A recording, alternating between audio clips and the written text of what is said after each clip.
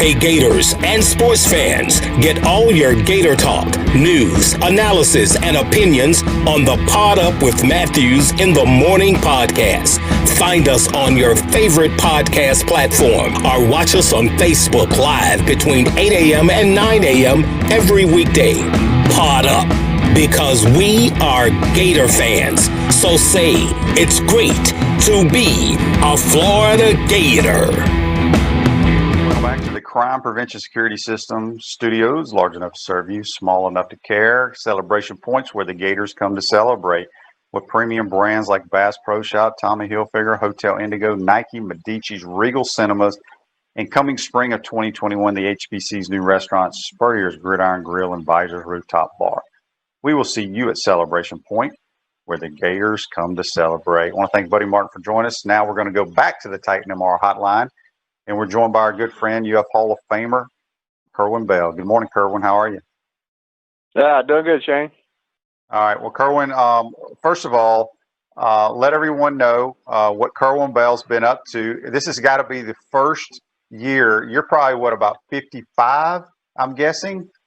Yep. First time you really haven't been coaching or playing in a long time, right? You're right. I was thinking about that the other day. I've when I went down to South Florida a couple of years ago, signed a 2-year contract. So, that happened last year with the South Florida group and Coach Strong, and we got let go there. And so, everything happened so late. We went into this season, then with the pandemic stuff, all that going on. It's just sort of been thrown up in the air. Thought I had a chance to go down to Florida there, but with the pandemic stuff, they sort of froze the hiring stuff, and I had opportunity to go. So it was disappointing. I really wanted to be a part of that, but sort of as an analyst deal just between my contracts. But I'm enjoying myself. I'm losing weight, trying to get in shape. I've lost about 47 pounds. I'm trying to get back to my playing weight, and just go from there. I just went up and see my oldest son. Cade's up coaching with Jerry Odom. He's offense coordinator up at Tuscaloosa. So me and my wife just went up there this past weekend. So trying to stay involved, doing a lot of football video and trying to get my playbook more organized and better. And I'm talking to other people and doing some football meetings with some other coaches. So it's been a good time.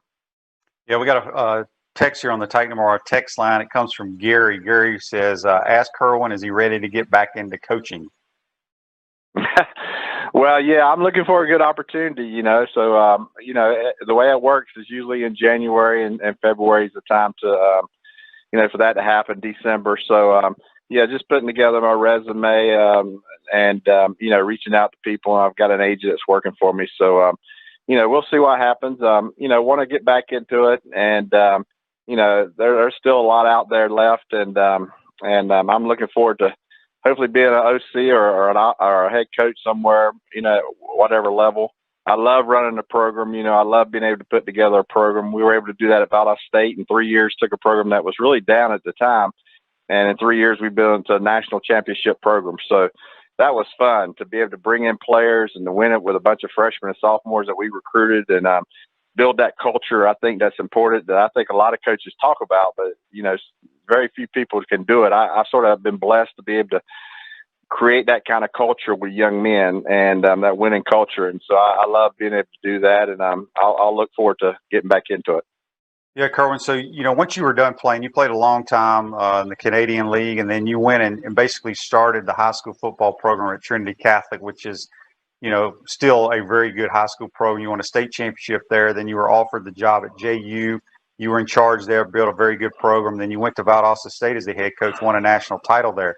You were always in charge of the programs that you were coaching. How difficult was it when you decided to take the leap and go to South Florida with Charlie Strong to not be the guy in charge of the entire program? Was that hard? Well, I don't know if it was that hard, really, Shane. It was just that, you get in there for 1 year and coach had been there for 3 years and you get in there and you sort of have to, you're dealt the cards that you're dealt, and so I went there with the idea, hopefully I was going to get a couple, 2 or 3 years and be able to, because you knew they were down. They had lost 7 or 8 straight games the year before. And, you know, when I got there in spring, it really opened my eyes to what I had at Valdosta State. I mean, here's a program and we were national champions. We were really good, and we had a bunch of D1 players. But I had, you know, I told Coach Strong, I said, hey, I got 3 guys at receiver could start here.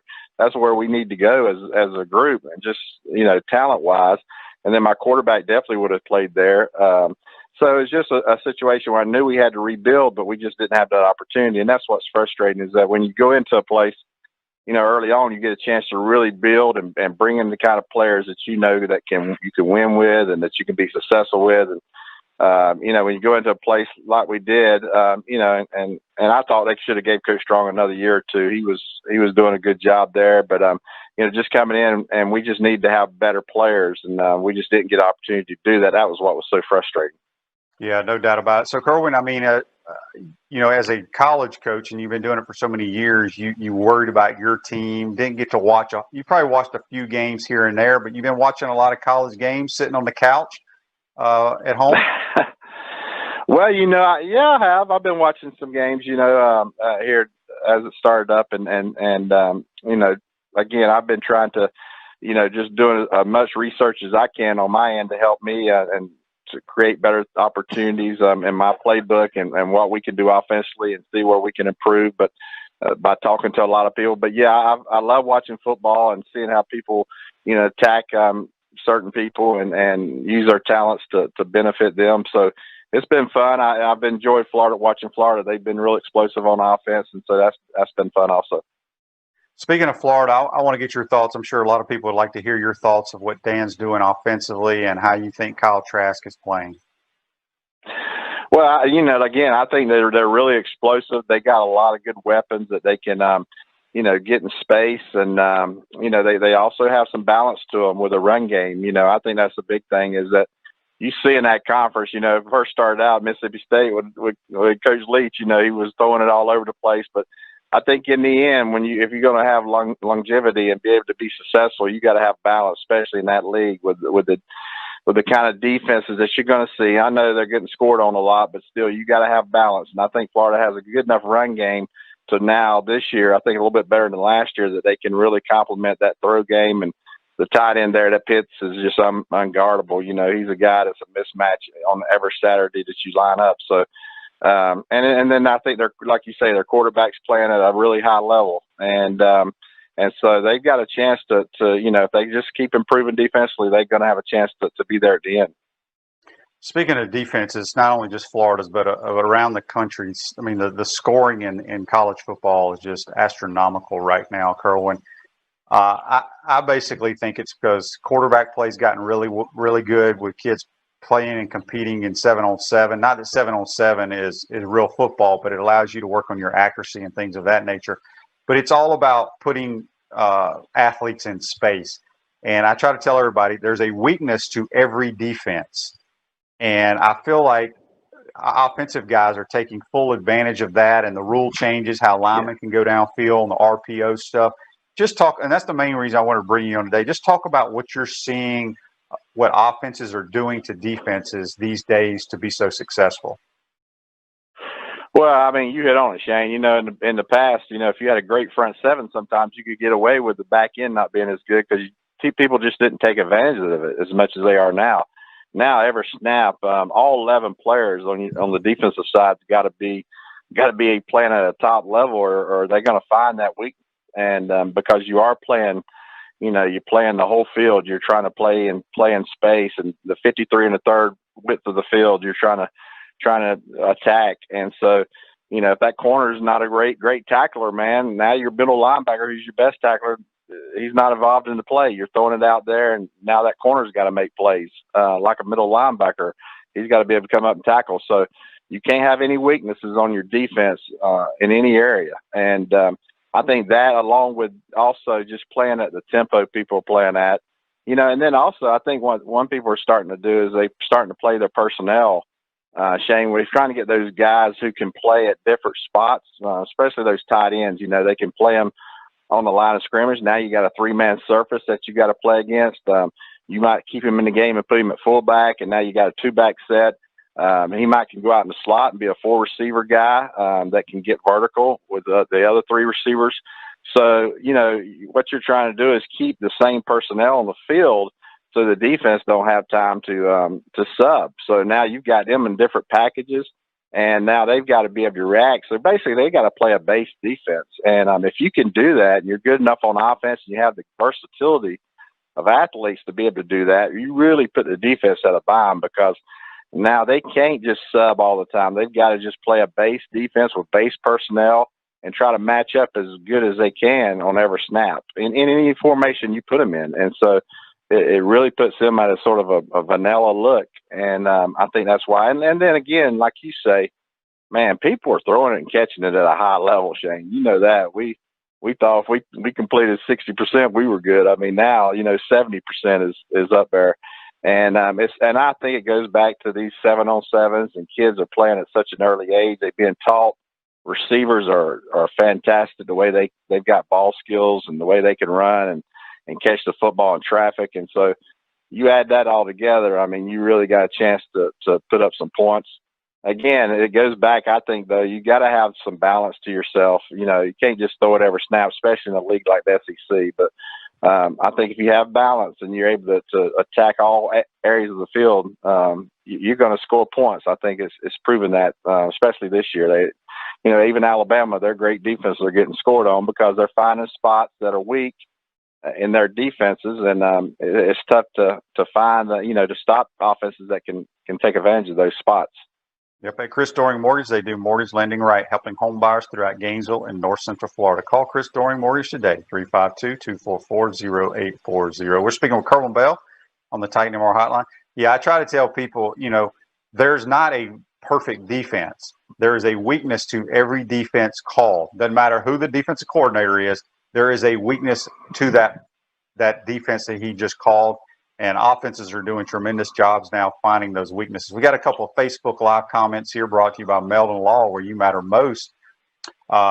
This one is from David, and he says, Kerwin, long time. I married Chrissy, one of the tutors. We followed your career, and we've been rooting for you.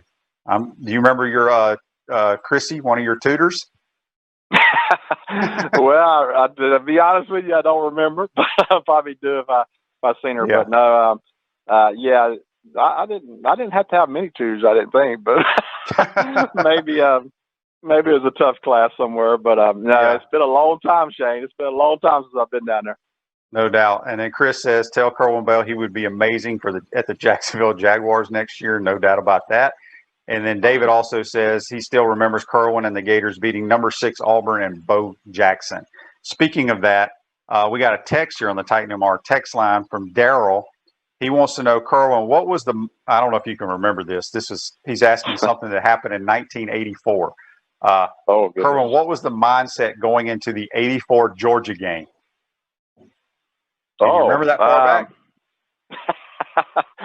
No, I just know we were on a good roll. We had won a bunch of games there. Well, we went 1-1, and then, Coach Pell got fired and Galen Hall took over, and I think we won 4 or 5 games and went in there like 6-1-1, and was really on a good winning streak and really confident. I was starting to grow up as a young redshirt freshman, and we had everybody around me, a bunch of first-round picks around me at the running back position and at receiver, and our offensive line was amazing. So I know we were really confident, and we went in that game, and I was scared to death. You remember probably, Shane, I always thought I was sort of a veteran going into that game because I played in some big games up till that point. But going into against Georgia there in Jacksonville, the atmosphere is just so different than a regular college football game, and I was scared to death. But we actually won that game. I think we were up 17-0. It was funny in that game, and everybody talked about how Georgia always would come back in that game. And I remember they started on a drive in the third quarter and it took about 10 or 12 plays. They got down inside the 5. We held them in 4 straight plays inside the 5. And then that's when we came in the game, and Galen said, hey, we're going to run it for 3 plays and punt it. Wound up on third play, the third down play. They signaled in sort of a go route, and I was able to drop back and throw it to Ricky Nattil for a 96-yard touchdown pass, which put us up 24-0 and sort of put the game away.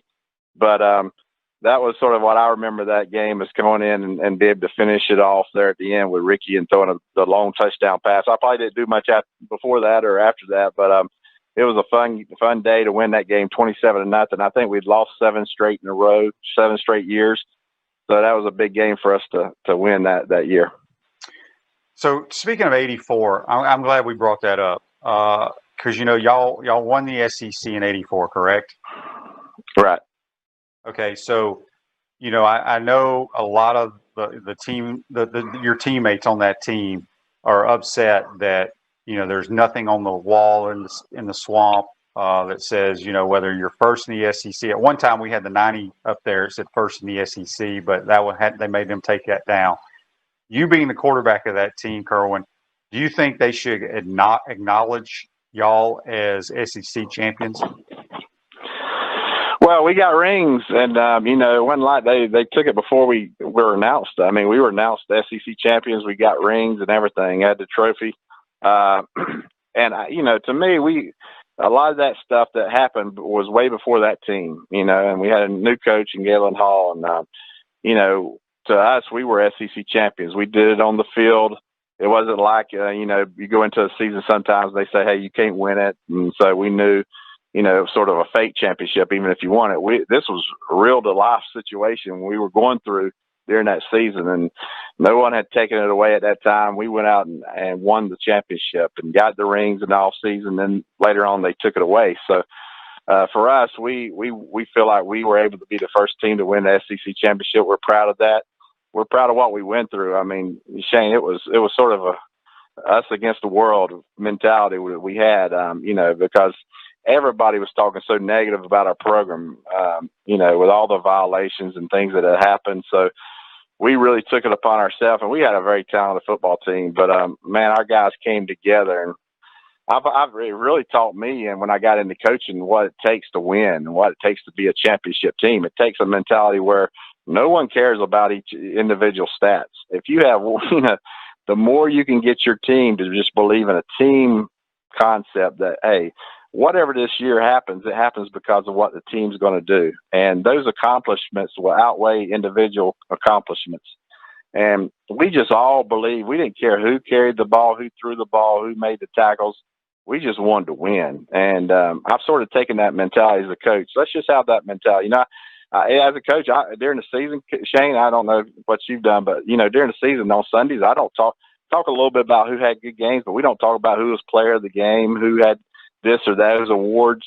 We wait till the end of the season because to us, it don't matter. It's just how did we win the game? Did we as a football program compete together and have everybody all in to go win the football game?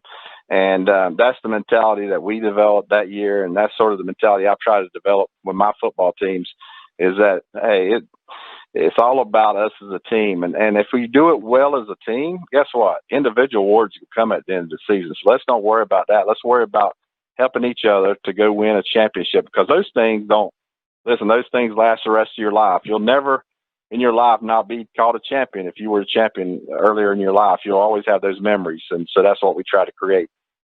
No doubt about it. I got about 2 minutes with you, Kerwin. Florida's going to be off for about 16 days before they can practice again. And then have about 4 or 5 days to get ready for a football game. People have asked me, is that possible to do? Well, nobody's ever experienced that. It's not like a bye week where they're out there practicing. How difficult you think that's going to be on these players? Well, I know the coaches, man, you're going to be worried to death about what happens in between that time with your players. Just making sure they stay healthy and they're where they need to be and they're in a good situation because you control so much when you have them there and you're practicing with them and they're all there together. You have sort of a little bit of control over them. Now you sort of feel scared to death every day, probably every night Dan goes to bed. He's worried about what's happening with his players and where they're at. So, I'm sure when he gets them back, I don't think they're going to get out of shape and they're not going to get fat like we do when we get old. They're going to stay pretty well in shape. They're young.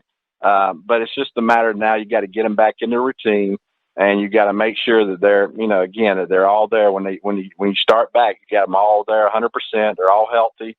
Nobody has the virus, they're all ready to go. That's what you're hoping is that first day back, you have everybody ready to go. And if you do, you're going to get that good weekend. And I think, the coaches are going to be ready to go. I think the players will be ready to go. I think it'll be a great week of practice. And I look for them to play well. They may struggle early a little bit just with just a little bit of rust. But I think as the game goes, you're going to see them play really well because they're going to prepare well that week because they've been off. They don't have fresh minds, fresh bodies, and I think they'll be ready to go. All right. Well, Kerwin, we appreciate you jumping in for us today. You stay safe, my man. We'll have you back on. Hopefully you'll be coaching somewhere next year, my man. Yeah, we'll see, buddy. Appreciate it. Thank you. All right. That's Kerwin Bell. Join us on the Titan MR Hotline. Going to take our final time out. When we come back, we're going to wrap this show This up. is Shane Matthews. Thank you for listening to PodUP with Matthews in the Morning. You can also check me out on Inside the Huddle with Steve Russell and the head ball coach, Steve Spurrier. Tune in every Tuesday during football season on WRUF 98.1 FM, 8:50 a.m. at 10 o'clock in the morning, or find us on your favorite podcast platform. We want to take this moment to thank all our sponsors who keep the show going and pay the bills. Our Gridiron sponsors are Crime Prevention Security Systems, large enough to serve you, small enough to care. Titan MRI, Gainesville's only locally owned and operated MRI facility. Area Rug Masters, your number one choice in Gainesville for all your rug cleaning services. Meldon Law, where you matter most. Peachland Dental, Gator Nation's first choice for dentistry in Port Charlotte. Celebration Point Town Center. Center State Bank. Chris Doring Mortgage. Some of our touchdown sponsors are Campus USA Credit Union, The Digital Mortgage Guy, Adams Ribs, Doreen Wiebe Realtor, Caldwell Banker MM Parish, Gator Dominoes, Celebrate Primary Care, Davis Gainesville Chevrolet, Miapa Latin Cafe, Rap Spot, Okido America, Gators Dockside, Radware, Style Cuts, Ironwood Golf Course, TD Financial, Meadowbrook Golf Course, Dar Shakow Insurance. Again, thank you for all the great businesses that support the show. Please remember, if you like what we are doing here, thank our sponsors and support the businesses that support us. Welcome back to PodUP with Matthews in the Morning from the Crime Prevention Security System Studios, large enough to serve you, small enough to care. Celebration Point's where the Gators come to celebrate with premium brands like Bass Pro Shop, Tommy Hilfiger, Hotel Indigo, Nike, Medici's, Regal Cinemas. And coming spring of 2021, the HBC's new restaurant, Spurrier's Gridiron Grill and Visor's Rooftop Bar. We will see you at Celebration Point where the Gators come to celebrate. We're now going to go to the Titan MR Hotline, and we're joined by former Major League catcher, professional wrestler. I believe he's also an announcer now, AJ Pierzynski. Good morning, AJ. How are you? I'm good, Shane. Yeah, I am an announcer. It's weird, right? Saying that, hearing that. You're kind of an announcer now too, right? That's right. We're media boys now. As me and Coach Spurrier do a podcast together too, so we joke around about it. But AJ, I appreciate you joining us. The World Series has kicked off. The Rays against the Dodgers. Are you surprised that these two teams are there, or is this who you expected? It is. I don't know that I expected it to be there. They were the two best teams all year, so they are the right teams to be in the World Series. I don't know that you ever expect a team like the Rays to actually make the World Series just because you look at their payroll and their players aren't household names like the Dodgers has Mookie Betts and Cody Bellinger and Clayton Kershaw and just names you've heard of. The Rays don't have those guys, but they have a bunch of really good players and really good pitchers. So I'm I'm happy that it's who it is. I don't know that you could say that anyone expected it though. No doubt. Let me ask you this: with all the COVID issues, 60-game season, you being a former player and an announcer and stuff, do you think it went pretty smoothly? It went as smooth as it could. I know when I did the playoffs back in the first round, the ALDS or the NLDS, like the Braves and the Marlins. I mean, I had to get tested every day. So, and I know the players are doing the same things. The only problem I had with the 60-game season is baseball is usually such a long, drawn-out season. This year it felt like it started and it was over before it even kind of got started. So that was, I mean, I love baseball. So I love the long season and the drawn-out process and the ups and downs, the ebbs and flows of it. But with this year, there was just none of that because the season was so short. But yeah, it went as smooth as it possibly could have, only having 60 games. Do you like how they did the playoff format this year? Do you think they stick to that, or is that just for COVID? I loved it. I thought it was great. I love the expanded teams. I love the extra games. Anytime you can add games to the playoffs, I think it's a good thing. I don't know. Every other league is looking to add games to playoffs. Baseball is the only one where people are like, why do we want to add games to some, heck, add games to the playoffs. Anytime you get more meaningful games, it's always good for a sport.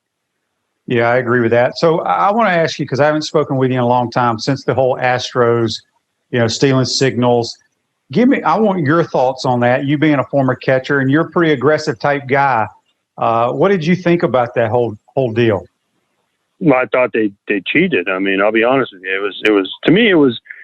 It was cheating, because I'm fine with stealing signs if you get on second base and you look up and you say, okay, well, the guy's giving the signs or whatever. But when you start using electronics, that's kind of why I think people drew the line at such a random spot, because the electronics changes it. If you're in there going, you can sit there and look, and then you're banging on a garbage can. I mean, that's just not right. That's not the way the game was intended to be played. And I'm all for the new way of the game with the fun and the people jumping up and down and doing their whole thing.